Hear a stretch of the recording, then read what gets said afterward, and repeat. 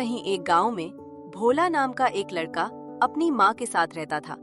वाह, गरीब था मगर खुश था। माँ, आज भी रोटी उतनी ही स्वादिष्ट है क्योंकि आपने बनाई है। बेटा, बस यही चाहती हूँ कि तेरा दिल हमेशा ऐसा ही रहे और तू सबको इसी तरह प्यार करता रहे। खाना खाकर भोला जंगल की तरफ लकड़ियां लेने चला गया। वहां उसे एक साधु मिले। बेटा, कई दिनों से भूखा हूं, क्या कुछ खाने को मिल सकता है? ये वही रोटी थी जो भोला और उसकी मां के लिए आखिरी उम्मीद थी। लेकिन इंसानियत ने फिर भूख को हरा दिया।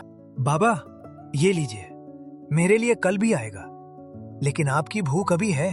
तुमने आज सिर्फ रोटी नहीं दी बेटा, तुमने इंसानियत बचाई है। मैं तुम्हें वरदान देता हूं, जब चाहो जो चाहो मांग लेना, लेकिन सिर्फ एक बार। साधु के साथ बातचीत करने के बाद भोला लकड़ियां लेकर अपने घर को चल देता है और घर पहुंचते ही अपने सामने साहूकार को पता है। सुन भोला, अगर इस बार लगान नहीं दिया तो ये झोपड़ी भी छीन लूंगा। सड़क पर आ जाओगे तुम।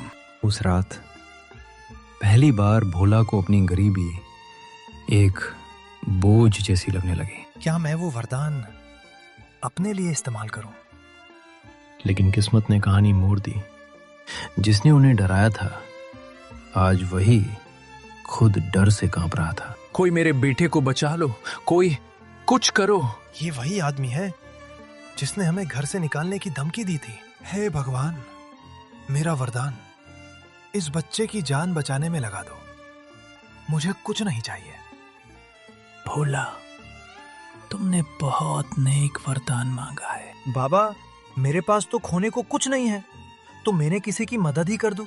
नहीं बेटा, जिसने दूसरों के लिए मांगा उसने कभी कुछ नहीं खोया। ऐसे दिल बहुत कम होते हैं, इसलिए तुम्हारा वरदान खत्म नहीं हुआ, बल्कि अब ये हर पल तुम्हारे साथ रहेगा। अगली सुबह साहूकार भोला के घर पहुंचता है। भोला, मुझे माफ कर दो, मैंने तुम्हारे साथ बहुत बुरा किया। गलती करना बुरा नहीं, लेकिन उसे समझ लेना सबसे बड़ी बात है। मैं अपनी गलती समझ चुका हूं, आज के बाद में ऐसी गलती कभी नहीं करूंगा। साहूकार के जाने के बाद वहां साधु दोबारा प्रकट होते हैं।